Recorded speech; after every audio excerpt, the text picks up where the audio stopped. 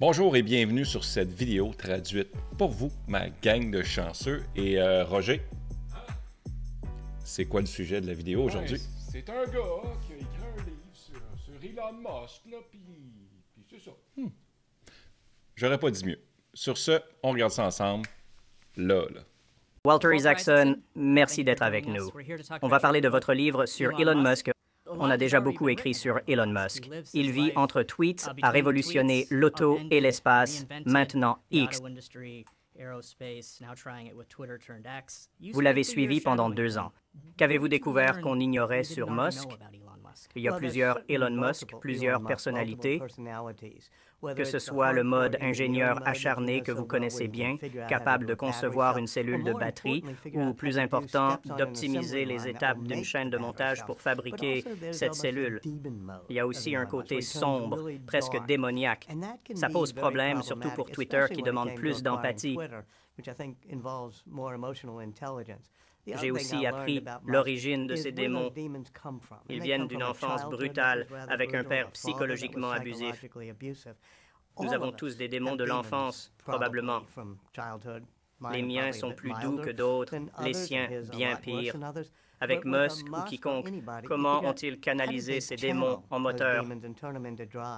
Je veux parler des démons de Musk et de son père. Mais commençons par poser le contexte. Il vous a laissé aller partout. Y avait-il des règles, des limites? Avez-vous dormi à l'usine près de lui? J'ai dormi dans des Airstream au Texas, où SpaceX a sa rampe de lancement. J'ai passé beaucoup de nuits tardives dans les usines. Il n'a rien interdit, ce qui m'a vraiment surpris. Même les réunions sur les futurs produits, tout. Il a dit vouloir me surprendre par sa transparence.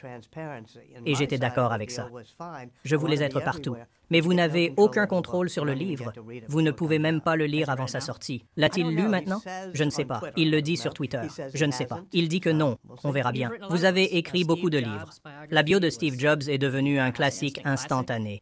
Vous y parlez du défi de percer le champ de distorsion d'Apple. Avec Musk, vous aviez un accès exceptionnel. Vous avez parlé à plus de 120 proches, même à son père. Craignez-vous son champ de distorsion, son côté narrateur peu fiable? Eh bien, oui, il peut être peu fiable, et sa mémoire est faillible.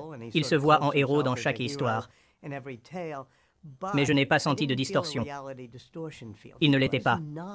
Il semblait presque ignorer ma présence souvent, car il était odieux en réunion ou explosait sur les sites de fusées. Et je me disais, attends une minute, il ne sait pas que je prends des notes là? J'étais surpris de son ouverture sans chercher à édulcorer les choses. D'une façon, vous étiez dans le cercle intime, le suivant si longtemps. Comment gérer la pression pour qu'il parle et ses demandes d'avis? En tant qu'observateur impartial, ça devait être délicat. Eh bien, j'ai vraiment essayé d'être impartial. Et non, je ne cherchais pas à le conseiller. À un moment, il a parlé des coches bleues et je lui ai posé une question. Pourquoi diable l'étiqueter comme ça? Quel est l'intérêt? Plus tard, il a dit, Walter Isaacson m'a dit de ne pas le faire. J'étais là. Non, non, c'était juste une question. J'ai vraiment essayé de m'en tenir aux questions. La polémique portait sur l'étiquetage BBC-NPR comme média d'État. Il a dit avoir eu l'idée d'enlever ça grâce à vous. Ça montre d'où viennent ses idées pour prendre des décisions. Il va au-delà des apparences. Dans votre équipe, ils sondent parfois le monde entier. Oui, il traite l'info de partout, parcourt Twitter, lance des sondages. Parfois, vous ignorez qu'il reçoit des retours. Il gère mal les critiques de son entourage. Il peut se braquer. Mais il traite tout par l'eau, ça prend du temps. Vous le voyez réfléchir, puis il change d'avis sur beaucoup de choses. Vous consacrez une grande partie du début du livre à son enfance et son père. Comment étaient les débuts d'Elon Musk? C'était un gamin chétif, maladroit, souvent battu, allant dans un camp de survie. Il a perdu 5 kilos en une semaine, battu et privé de nourriture. Mais quand il y est retourné plus tard, il avait grandi. Il avait appris un peu de judo. Il disait avoir appris à frapper fort au nez ceux qui étaient méchants avec lui. Parfois, il le battait quand même. Mais s'il frappait fort au nez, il ne recommençait pas. On voit ça aujourd'hui. Il est pugnace. Il peut être très conflictuel parfois. Dans le doute, il frappe au nez. Vous parlez de sa relation avec son père. Son père est décrit comme un Jekyll et Hyde. Parfois, il peut être amical, parfois, il peut être volatile. Ashley Vance a exploré ça dans sa bio d'Elon Musk. Musk y a fait allusion par le passé, mais je ne l'ai jamais vu en parler si en détail. Pourquoi en parler maintenant, selon vous? Musk a mis du temps à parler de son enfance. Je restais là, à l'écoute. J'abordais le sujet de temps en temps. Parfois, il se mettait à parler de son père. Il avait parfois les larmes aux yeux, très ému, disant « Vous ignorez la gravité des abus ». J'ai bien sûr parlé à son frère Kimball Musk et à sa mère May Musk. Puis, j'ai discuté avec Errol Musk, le père. Je voulais entendre tous les côtés de l'histoire. Et au fil du temps, Elon s'est mis à évoquer ses cicatrices psychologiques quand son père le faisait se tenir devant lui et lui criait dessus pendant plus d'1 heure, prenant le parti de ceux qui avaient battu Elon et le traitant de stupide. Vous écrivez que son SSPT d'enfance lui a donné une aversion pour le contentement. Vous citez Grimes, mère de 3 de ses enfants et ex-femme, sur ce problème qu'il a. Qu'est-ce que cela implique pour les entreprises qu'il dirige? Que signifie-t-il pour ses employés qui tentent d'atteindre et parfois réalisent ses objectifs? Il est accro au drame, il est accro au risque, et dès que tout semble aller bien, il a comme une envie irrépressible de tout chambouler. J'ai vu ça arriver plein de fois, comme sur un toit la nuit où il posait le toit solaire Tesla.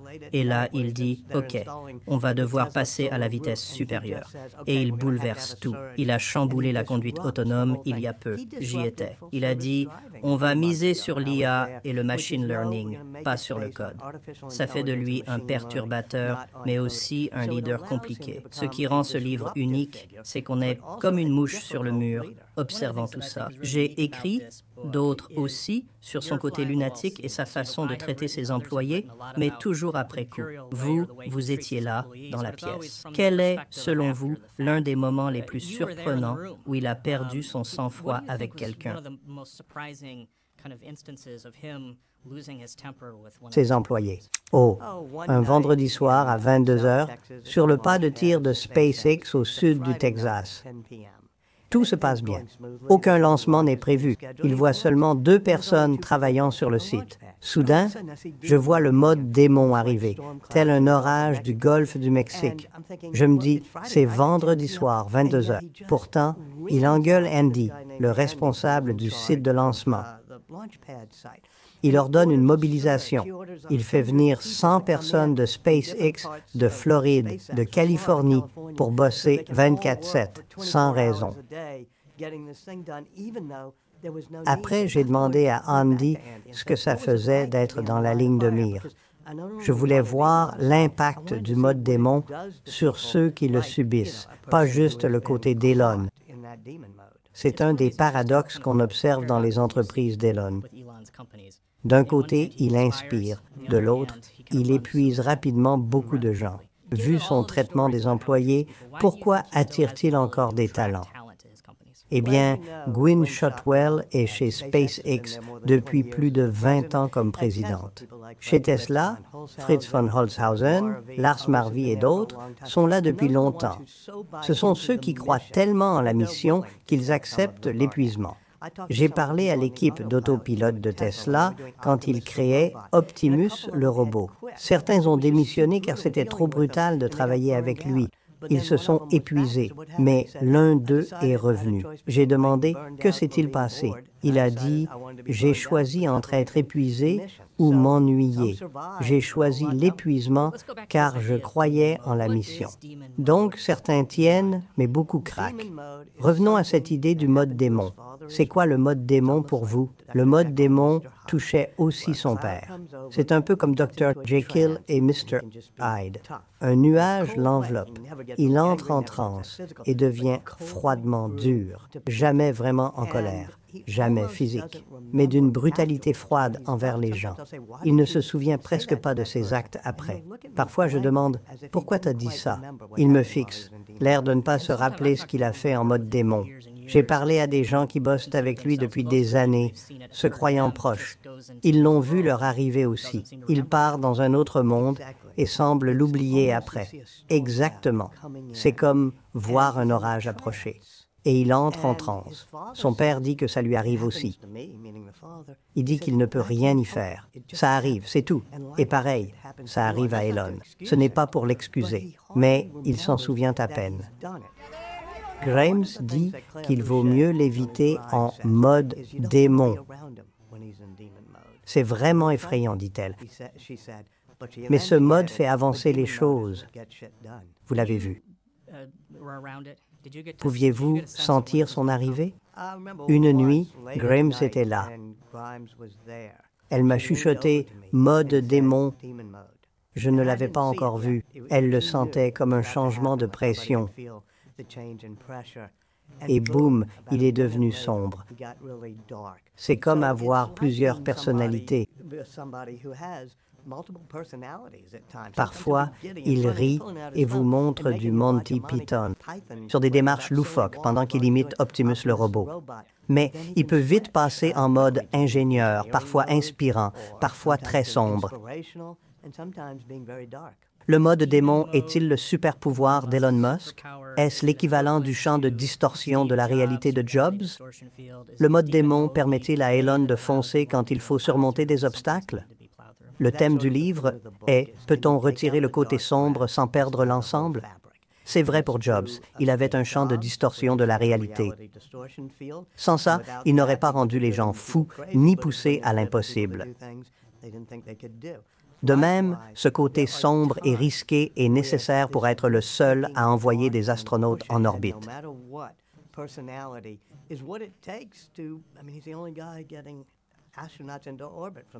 Le seul qui peut lancer tant de satellites, atterrir un booster et nous amener à l'ère des véhicules électriques. Ça n'excuse pas le mode démon, mais dans le livre, je montre que c'est un des fils du tissu. Comme l'a dit Shakespeare, nous sommes façonnés par nos défauts. Si on retire ce fil, on perd peut-être toute l'étoffe d'Elon Musk. Le mode démon, est-ce un manque d'empathie ou autre chose? Le mode démon manque d'empathie, et parfois Musk en manque vraiment. Il dit que parfois, moins d'empathie peut être utile, citant John McNeil, ex-président de Tesla. John McNeil voulait toujours être apprécié par ses interlocuteurs. Il était toujours très gentil, ce qui l'empêchait de licencier. Il n'était pas assez dur avec eux. Steve Jobs me l'a dit aussi, si quelqu'un porte des gants de velours et ne dit pas aux gens quand ils font mal les choses, si on ne le dit pas assez fort, rien n'avancera. Je pense au livre Lear's Poker de Michael Lewis et ses effets inattendus, inspirant une génération à aller à Wall Street alors qu'ils le voyaient comme une mise en garde. Pensez-vous que certains aspects de la vie d'Elon Musk, ce mode démon, pourraient inspirer une génération d'aspirants entrepreneurs ou cadres d'entreprise à être des connards? Ou inspirons-nous une génération de connards avec un comportement qui est probablement un cauchemar pour beaucoup de services RH? Y a-t-il des leçons à tirer de la façon dont Elon Musk opère, selon vous? Eh bien, surtout, n'essayez pas ça. N'essayez pas d'être comme Elon Musk. Les biographies ne sont pas des manuels. Avec Steve Jobs, les gens me disaient après avoir lu le livre, « Je suis comme Steve Jobs. » Quand quelqu'un fait un truc nul, je le lui dis. Je réponds, « Minute. Avez-vous inventé l'iPhone? Avez-vous inventé le Macintosh? On n'a pas le droit d'être ainsi, et eux non plus. » J'espère qu'on lira ces livres en se disant, je vais apprendre ce qui rend quelqu'un efficace. Mais je vais aussi retenir les mises en garde. Pas besoin d'être si dur. Vous évoquez Steve Jobs et Musk. Voyez-vous des similitudes entre eux? Oui, ils ont un sens de l'innovation qui vient de leur capacité à penser différemment. Ils sont prêts à bousculer les choses. Dans sa pub célèbre, Jobs dit « Voici les marginaux, les rebelles, les anticonformistes, les carrés dans des trous ronds, et finit par « Ceux qui sont assez fous pour croire changer le monde y arrivent ». Elon Musk est fou la moitié du temps, et il pense changer le monde. Quelle est leur plus grande différence? Ils méritent chacun leur biographie et d'être célébrés individuellement. Pour ce qu'ils ont fait, avec qui boire une bière? Et mes enfants, ce que j'ai préféré ou quoi? Je pense que je vais m'abstenir. Steve Jobs était dur, mais vous avez une perspective là-dessus. Vers la fin, il avait une équipe de confiance. Dur, mais ouvert. Pas facile de le convaincre, mais possible. Elon Musk semble très têtu. Avez-vous des exemples de réussite?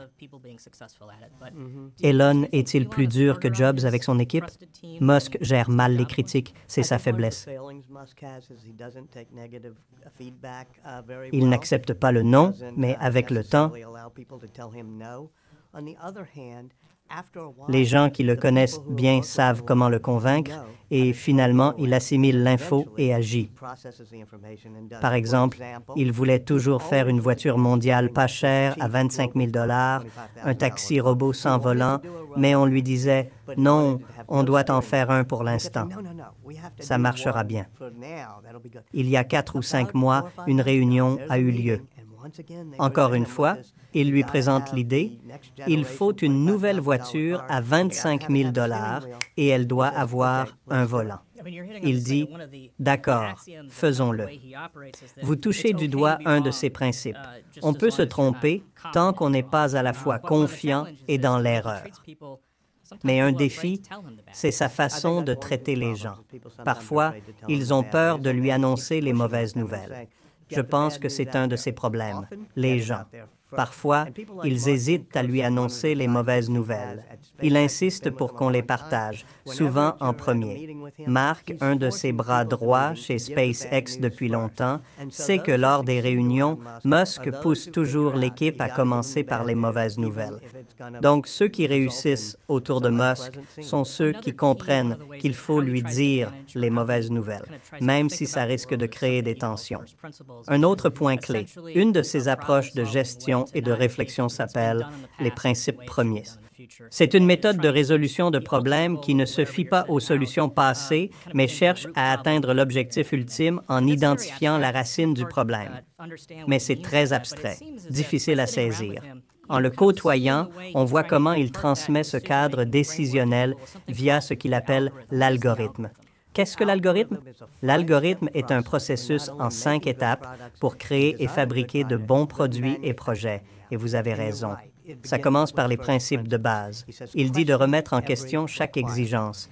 Par principe de base, il veut dire examiner la physique fondamentale. Si on dit « on ne peut pas le construire à ce prix », il répond « dites-moi le coût des matériaux, les détails, puis si c'est faisable ». Quand il a voulu acheter un propulseur en Russie, on lui demandait 15 millions. Il a calculé le coût des matériaux et du carburant, disant « ce sont les principes de base. On devrait pouvoir le faire moins cher avec l'algorithme ». Il répète toujours « remettez tout en question, puis éliminez, éliminez ». Ainsi, il simplifie les choses. Et seulement après, on accélère le processus de fabrication. Et il a fini par automatiser une de ses grosses erreurs chez Tesla. Il s'est précipité vers l'automatisation avant d'avoir tout vérifié. J'ai pu observer de près beaucoup de choses, dont les problèmes liés à Starlink en Ukraine et Russie. Il y a des détails sur comment il a limité Starlink dans des zones affectant l'Ukraine et ses plans de guerre. Et cela a déclenché une vraie question sur son pouvoir dans les enjeux géopolitiques. Croyez-vous qu'il réalise ce pouvoir comme sur l'Ukraine?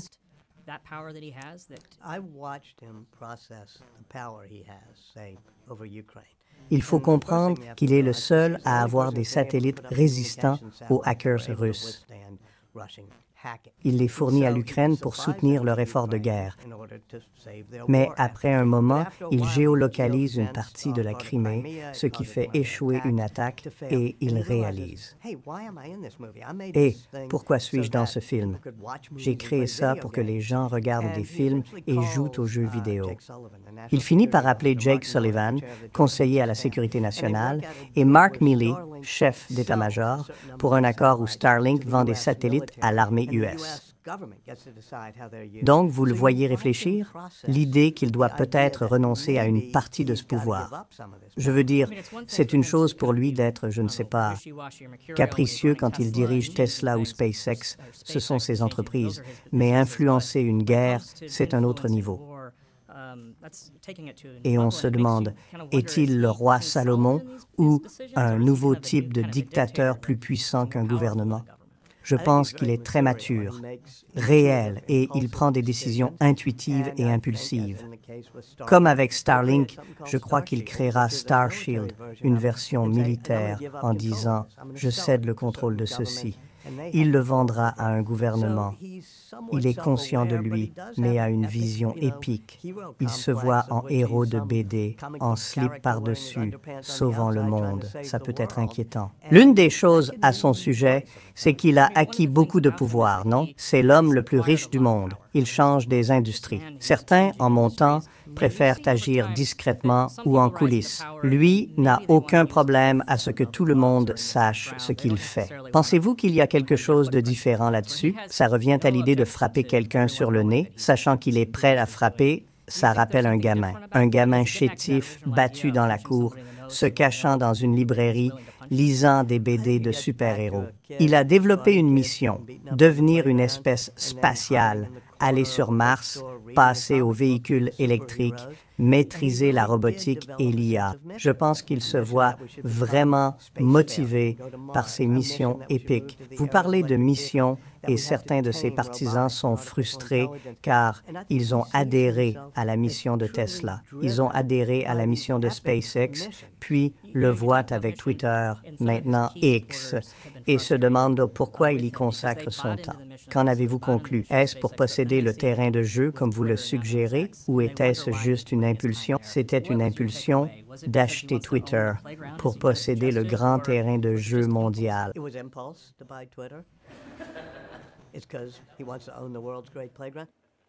Aussi, 20 ans plus tôt, il avait créé X.com, qui est devenu PayPal.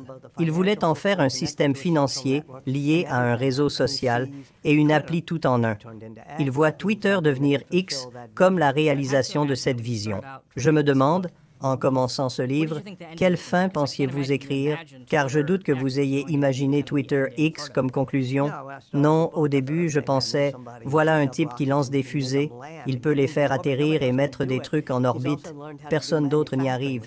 Il maîtrise aussi la fabrication, ce que peu font aujourd'hui. Il nous a aussi lancé dans les batteries et les voitures électriques à grand succès. Je pensais écrire un livre sympa sur une technologie géniale. Mais voilà, Twitter est arrivé. Et d'ailleurs, l'IA, où il m'a convoqué en mars à Austin et m'a dit « Je vais créer une boîte pour faire de l'IA ». C'est un gars qui ne peut pas s'empêcher de tout chambouler. Le voyez-vous entrer dans une ère où il sème plein d'idées, tel Edison, investissant dans de grands projets et laissant les génies inventer? Ou va-t-il garder le contrôle comme Ford, s'assurant que le modèle T reste le modèle T le plus longtemps possible?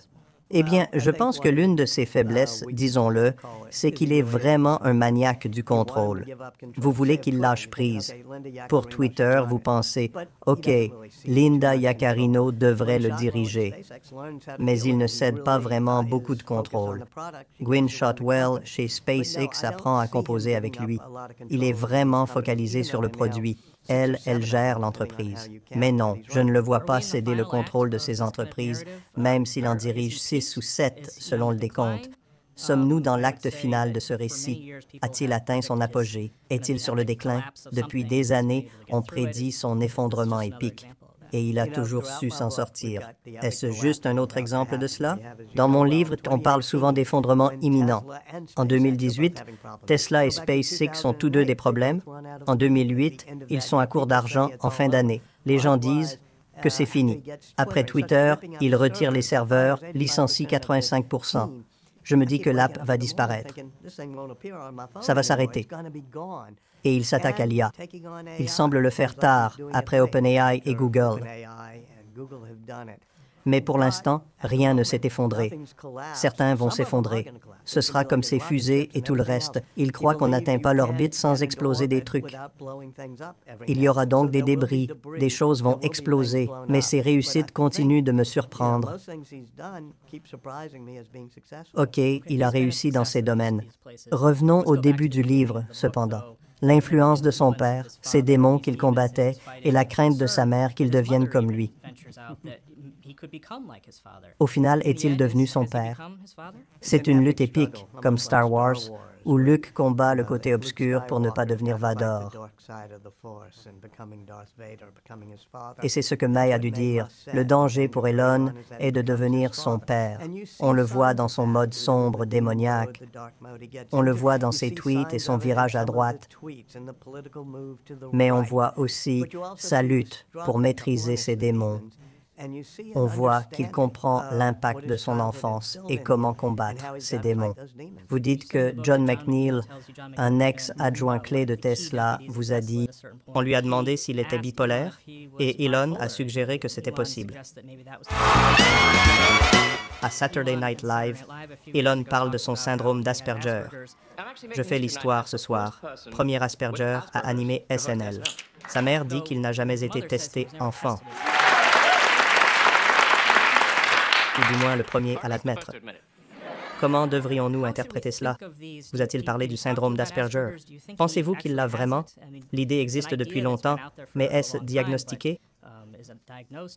Est-ce lié à son identité et sa réussite? Est-ce en partie la cause de ses difficultés? Dans le livre, il parle de ses luttes psychologiques. On l'entend parler de sa dépression. Il dit « N'être pas diagnostiqué bipolaire, mais c'est possible. » Comme Asperger, l'autisme a de nombreuses formes. On voit qu'il n'a pas l'empathie de son frère Kimball.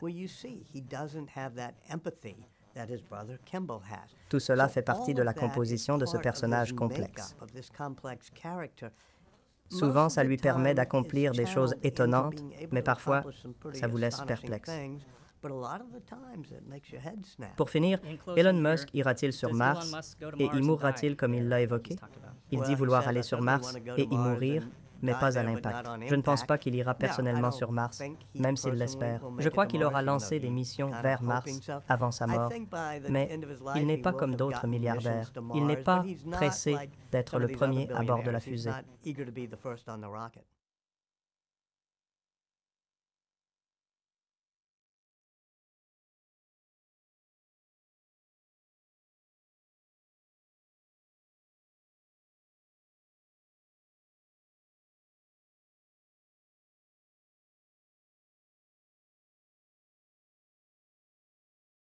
J'espère que vous avez aimé cette vidéo-là. Je voudrais remercier mes Patreons qui sont juste ici en ce moment en train de dérouler. Si toi, tu veux devenir un Patreon également ou encore un membre YouTube à partir de 2 $ par mois canadien, tu peux devenir membre puis ton nom va être dans le générique.